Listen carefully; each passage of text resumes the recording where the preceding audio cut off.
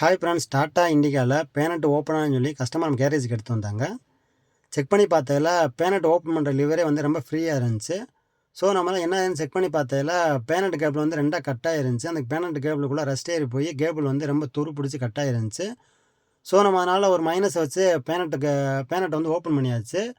இந்த பேனட் கேபிள்னால என்னென்ன கம்ப்ளைண்ட் வரும்னு பார்த்தீங்கன்னா, engine oil level, coolant oil level, brake oil level, ஒரு பெல்ட் கட் ஆயிருந்தாலோ, ஒரு ஆயில் லீக்கோ, ஒரு டீசல் லீக்கோ எதுவுமே வந்து நம்மளால் கண்டுபிடிக்க முடியாது.